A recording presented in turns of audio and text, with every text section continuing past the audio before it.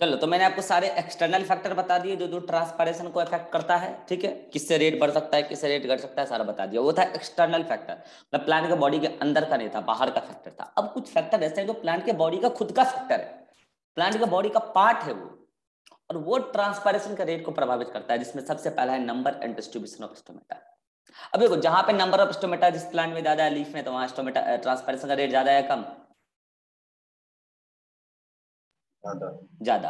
जब स्टोमेटा का नंबर ही ज्यादा है तो ट्रांसमीटर का रेट ज्यादा। अब एक होता है डिस्ट्रीब्यूशन। अब ये डिस्ट्रीब्यूशन को कैसे समझाएं? याद करो, मैंने आपको दो टाइप के लीफ समझाया, याद है? एक समझाया मैंने आपको डॉर्सी वेंट्रल लीफ, ये वाली लीफ, अगर आपको याद हो। ये वाली लीफ क्या है? डॉर्सी वेंट्रल लीफ, जो स्टेम एक्सिस के परपेंडिकुलर है। एक ये वाली लीफ, याद करो, आइसोबैलेटरल लीफ। अब इसमें तो क्या होता है कि दोनों साइड स्टोमेटा का नंबर क्या होता है? इक्वल होता है, याद है? इसमें क्या होता है, नीचे वाले सरफेस की तरफ, फील करो नीचे वाला, नीचे वाले सरफेस की तरफ नंबर ऑफ स्टोमेटा ज्यादा होता है, ऊपर वाले सरफेस की तरफ नंबर ऑफ स्टोमेटा कम होता है। हो गया, बस जल्दी से बताओ। इसमें लोअर सरफेस पे ट्रांसपेरेंस का रेट ज्यादा, ऊपर में कम। ज्यादा। और ऐसा क्यों किया गया? सुनना, अगर ऊपर में ज्यादा रखते हैं हम ट्रांसपेरेंस नंबर ऑफ स्टोमेटा, तो जो ट्रांसपेरेंस का रेट होता है भाई साहब, बहुत तगड़ा रेट होता है। डायरेक्ट सनलाइट गिर रही होगा नीचे, तो सनलाइट का थोड़ा सा जो हीट पसीज के जा रहा है, उससे ट्रांसपायरेशन हो रहा है। तो ये है अनइक्वल डिस्ट्रीब्यूशन ऑफ स्टोमेटा। वहां पे कम टेम्परेचर जाएगा तो थोड़ा सा ट्रांसपायरेशन को कम मिनिमाइज करेगा, लेकिन फिर भी ऊपर के तुलना में नीचे में ज्यादा चल रहा है, क्योंकि नीचे में नंबर ऑफ स्टोमेटा काफी सारा है। इधर इक्वल स्टोमेटा है तो ट्रांसपायरेशन का रेट इक्वल चल रहा है। ये तो हुआ number and distribution of stomata. एक आइडिया दे रहे हैं आपको, इस तरीके से अलग अलग प्लांट में क्या हो सकता है, ट्रांसपायरेशन का रेट अफेक्टेड हो सकता है। Then number of opened stomata is directly proportional to transpiration. जितना ज्यादा परसेंटेज होगा ओपेंड स्टोमेटा, कई सारे स्टोमेटा होते हैं जो खुले हैं, तो कितना खुले हैं इस पे डिपेंड करेगा ट्रांसपेरेशन क्या होगा।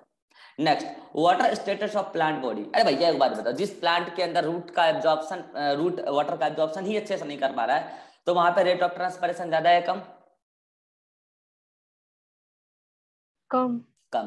क्योंकि भैया लीफ में जब पानी नहीं है तो वाटर ग्रेडियंट जो है, एटमॉस्फेरिक एटमॉस्फेयर और लीफ के बीच में जो वाटर वेपर का ग्रेडियंट है, वो कम होगा ना। हाँ, अगर कोई लीफ ऐसा है जिसका रूट, जिस प्लांट का रूट खूब वाटर एब्जॉर्ब कर रहा है, तो भैया साहब लीफ में खूब पानी है और एटमॉस्फेयर में पानी कम पड़ जाएगा, तब तब जाकर ट्रांसपेरेंसी का रेट ज्यादा है। इसका मतलब water status of the plant body जितना ज्यादा बढ़िया स्टेटस होगा, रेट ऑफ ट्रांसपेरेंसी उतना बढ़िया होगा। नेक्स्ट आता है केनोपी स्ट्रक्चर। केनोपी का मतलब पहले भी बोला है कि आउटर स्ट्रक्चर प्लांट का कैसा है, ढांचा कैसा है।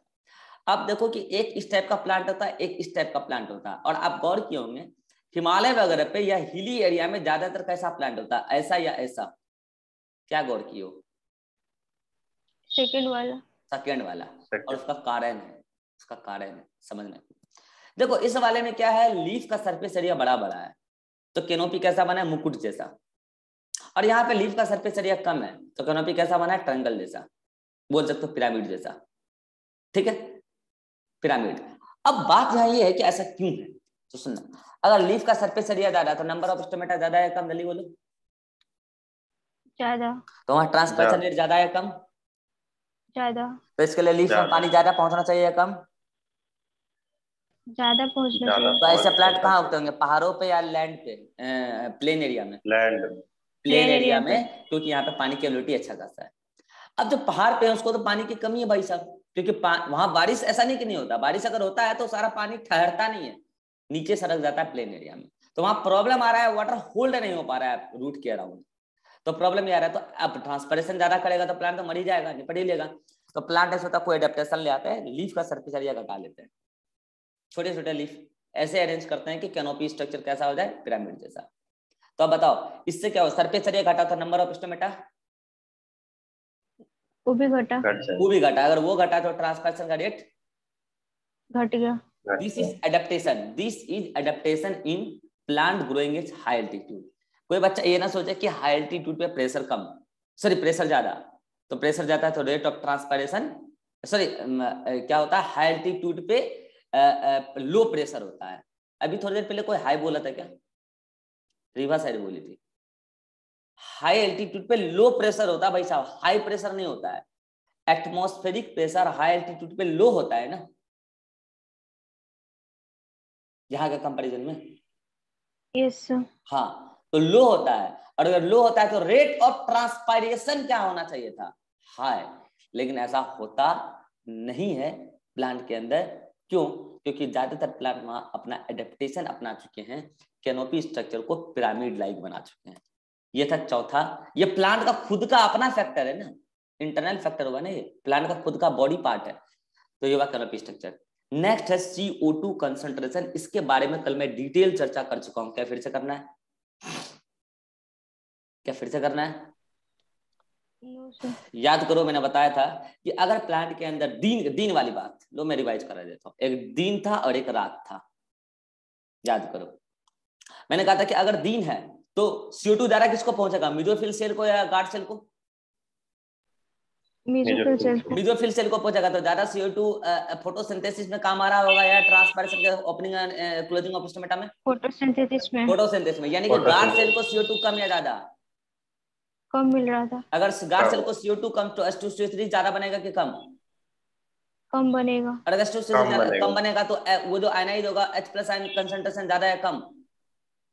कम। अगर H+ का कंसंट्रेशन कम तो पीएच ज्यादा है कम? पीएच भी, और पीएच ज्यादा पीएच ज्यादा है, तो ये फेवरेबल पेप्केज के लिए या अनफेवरेबल? फेवरेबल है। यानी कि यानी कि ये CO2 कंसंट्रेशन में किसके लिए बात कर रहा हूं? इंटरनल CO2 कंसंट्रेशन बात चल रहा है।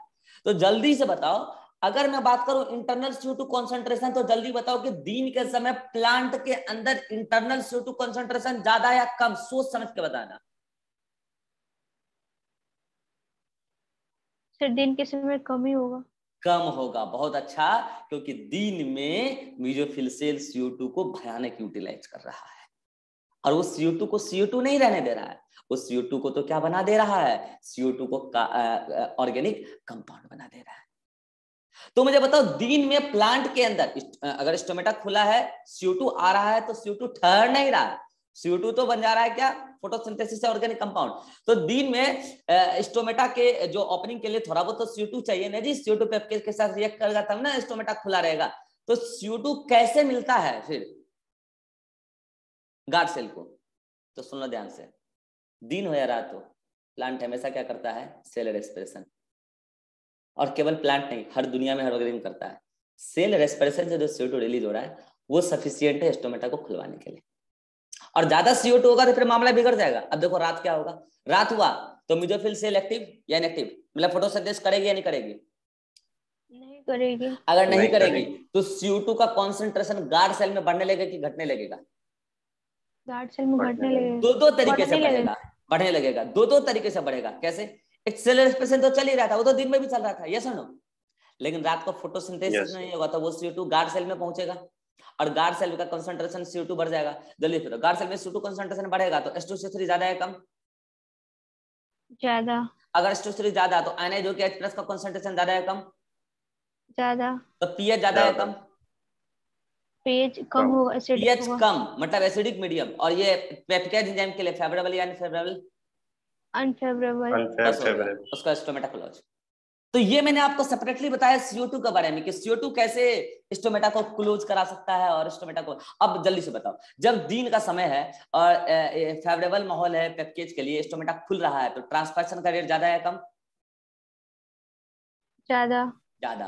और रात को CO2 बढ़ा है तो ओवरऑल H+ का कॉन्सेंट्रेशन बढ़ा है और पीएच घटा है, और पेप्केज एंजाइम के लिए अनफेवरेबल, तो रेट ऑफ ट्रांसपायरेशन कम। देखो रेट ऑफ ट्रांसलेशन रात में कम होता है, जीरो कभी नहीं होता है। मैंने आपको बोला था स्टोमेटा का अपर्चर पूरी तरीके से कभी बंद नहीं होता है, मिनिमाइज होता है, ये अलग बात है। ठीक है, अब सुनना ध्यान से।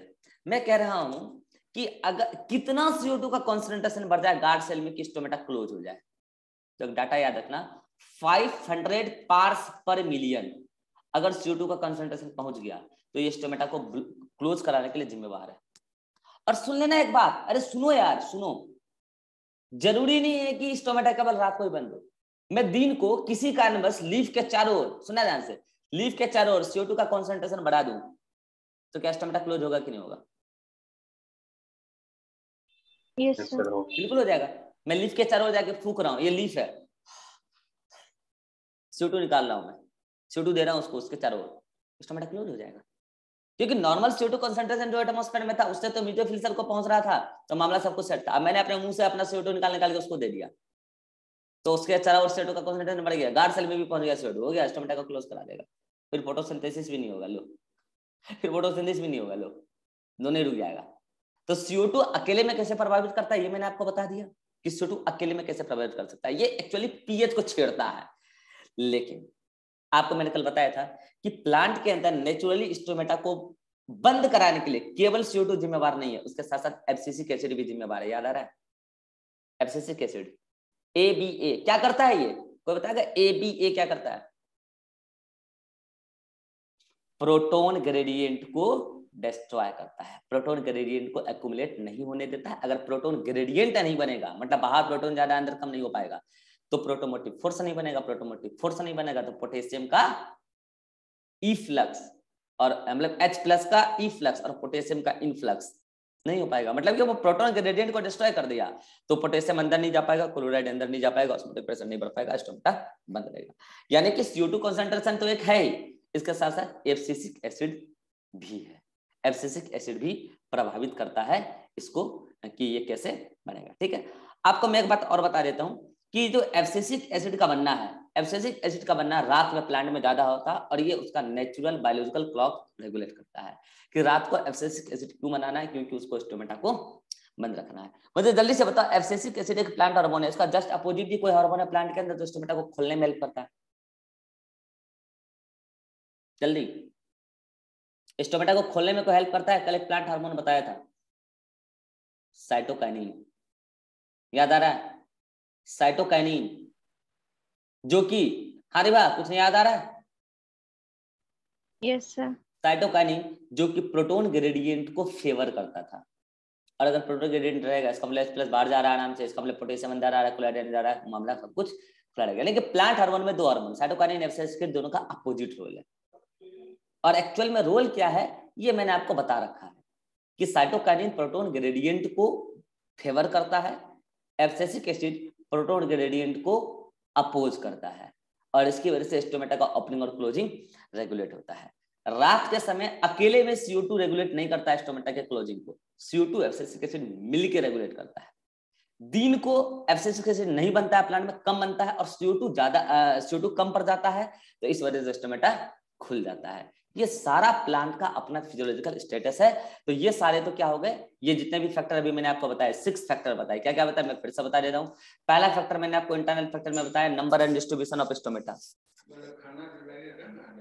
हाँ तो उनको बोल दीजिए।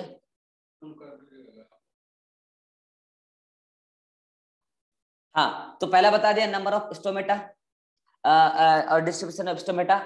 नंबर ऑफ स्टोमेटा ज्यादा होगा तो ट्रांसपर्सन रेट ज्यादा होगा, नंबर ऑफ ओपेंड स्टोमेटा ज्यादा होगा तो ट्रांसपर्सन रेट ज्यादा होगा, प्लांट में वाटर खासा होगा तो ट्रांसपर्सन रेट ज्यादा होगा।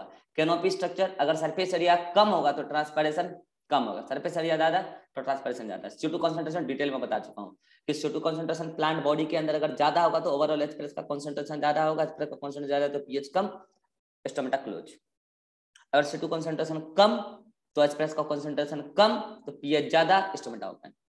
प्लांट हार्मोन में ABA स्टोमेटा के क्लोजिंग को फेवर करता है बाय डिस्ट्रॉइंग प्रोटॉन ग्रेडियंट, और साइटोकाइनिन स्टोमेटा के ओपनिंग को फेवर करता है बाय प्रमोटिंग प्रोटॉन ग्रेडियंट, और प्रोटॉन ग्रेडियंट से फिर पोटेशियम का इनफ्लक्स और क्लोराइड का इनफ्लक्स वो होता है, अफेक्टेड होता है। तो these all are the factors, internal factors which affects the rate of transpiration. Now at last मैं आपको कुछ बताना चाहता हूँ some anti-transpiratory substance के बारे में। अभी आपने एक एंटी-ट्रांसपायरेटरी सब्सटेंस आपने खुद ही पढ़ लिया, जल्दी से बता कौन? एब्सिसिक एसिड पढ़ा भैया, CO2 भी तो पढ़ लिया, CO2 भी तो पढ़ लिया। इसका मेटाबॉलिक इफेक्ट कैसे है अभी आपको मैंने बता दिया, डिटेल में बता दिया। CO2 के बढ़ने से ट्रांसपायरेशन ही घटता है, ठीक है, ये मैंने बता दिया। एब्सिसिक एसिड का भी बता दिया, ठीक है। एक्चुअल में एब्सिसिक एसिड और एक और मॉलिक्यूल है ऑक्सीइथाइलिन, ये दोनों साइटोकाइनिन के फॉर्मेशन को भी इनहिबिट करता है। इनकी अगर ज्यादा कॉन्सेंट्रेशन होगी तो साइटोकाइनिन ऑटोमेटिकली कम बनने लगता है, ये फीडबैक मैकेनिज्म है उनके बीच में। तो आप कहेंगे कि ABA ऑक्सीइथाइलिन साइटोकाइनिन के फॉर्मेशन को कम करता है तो रेट ऑफ ट्रांसपायरेशन कम हो जाता है, और CO2 तो इसका मैंने डिटेल बता दिया। अब ये तीन तो यानी कि एक तरीके से आप पहले ही पढ़ चुके हैं, एक ये नया इंट्रोड्यूस कराया अभी। अब आ रहा है तीन और बता रहा हूँ। एक आता है सिलिकॉन ऑयल, सिलिका का ऑयल आता है वैक्स टाइप का। एक आता है लो विस्कोसिटी वैक्स, ऐसा वैक्स जिसकी विस्कोसिटी कम हो, ज्यादा विस्कस नहीं। और एक आता है PMA, फिनाइल मर्क्यूरिक एसीटेट। ये तीनों के तीनों एक कोटिंग कर देते हैं, अगर आर्टिफिशियली हम इसे बनाते हैं, अगर लीफ के चारों ओर इसका कोटिंग कर दें तो जल्दी से बताओ स्टोमेटा क्लोज रहेंगे कि ओपन रहेंगे? क्लोज हो जाएगा। ज्यादातर स्टोमेटा क्लोज हो जाएगा, और ज्यादातर स्टोमेटा क्लोज हो जाएगा तो जल्दी से बताओ ट्रांसपर्सन रेट घट जाएगा।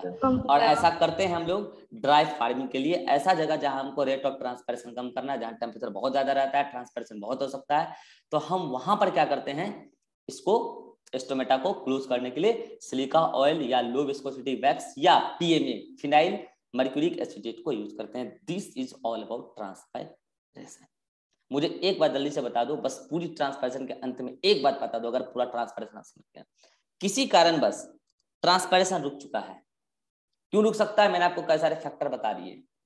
ट्रांसपायरेशन रुका है, मैंने स्टोमेटा के ओपनिंग क्लोजिंग की बात नहीं की, किसी कारण बस ट्रांसपायरेशन रुका है, तो जल्दी से बताओ स्टोमेटा का क्लोज होना जरूरी है ट्रांसपायरेशन के रुकने के लिए?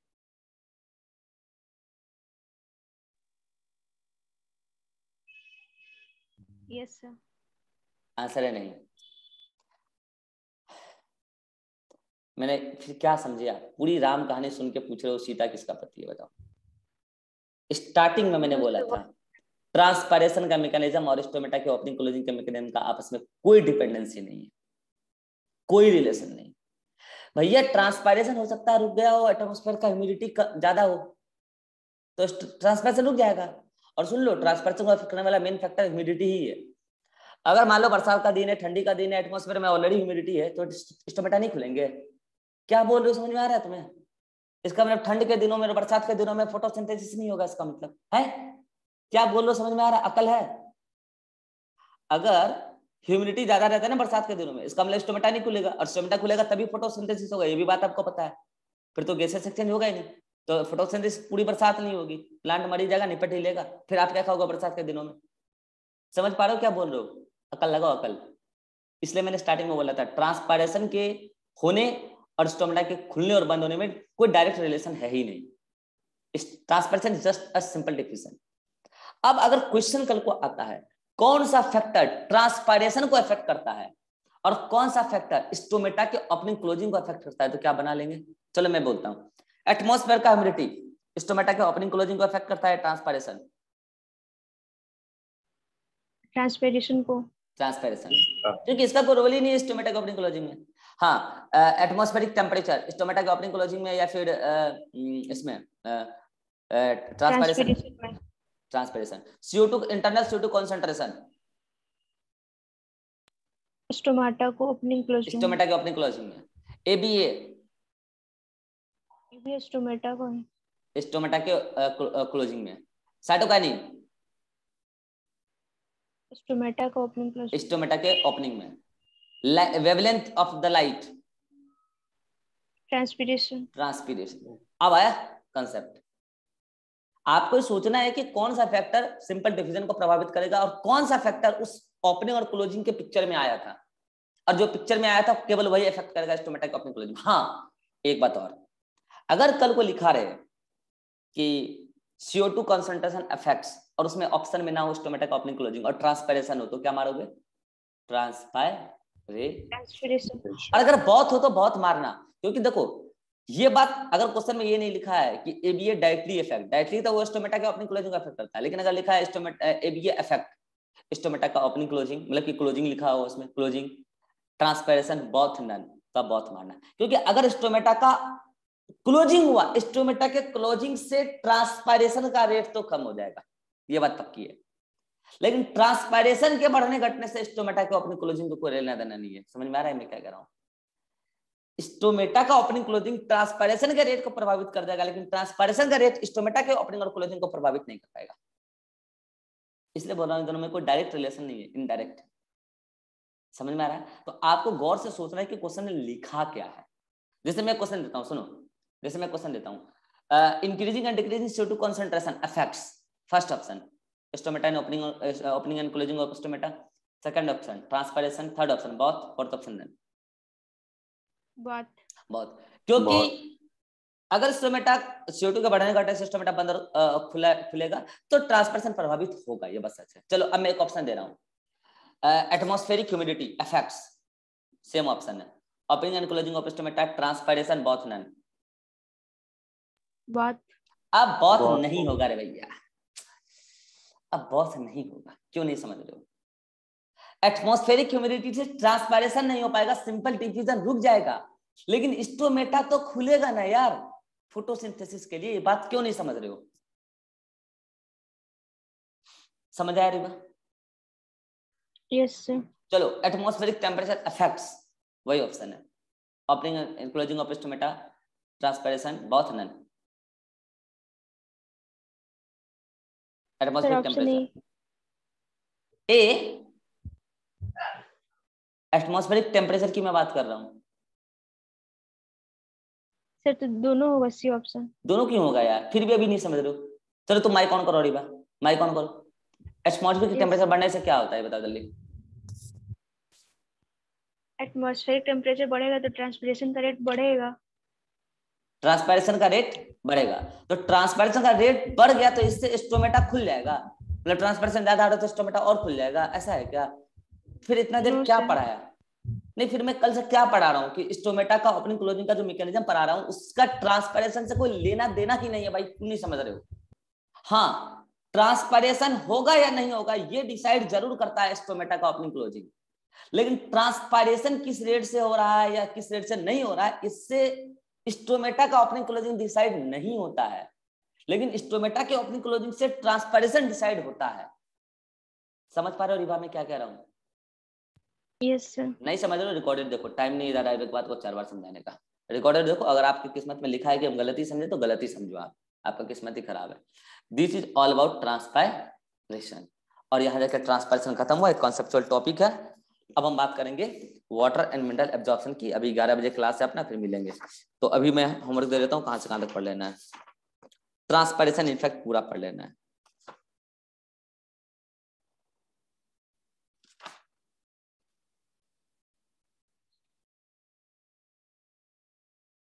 चलो उसी टाइम होमवर्क देंगे, अभी इसमें इधर उधर करके लिखा हुआ है तो उसी टाइम देंगे तो ज्यादा क्लियर होगा, ठीक है? वैसे ट्रांसपायरेशन यहाँ से यहाँ तक पढ़ सकते हो, इसमें लो लिख देते हैं ट्रांसपायरेशन, पेज नंबर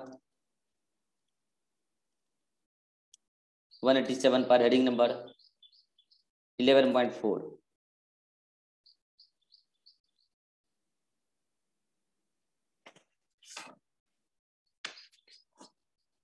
से पेज नंबर 188, यहाँ पे फर्स्ट लाइन तक पढ़ लेना, first line, just first line तक, जस्ट फर्स्ट लाइन तक पढ़ लेना। फिर मिलते हैं हम लोग अभी कितने बजे, अभी अपना क्लास फिर दोबारा जो रखे हैं यहाँ तक पढ़ लेना।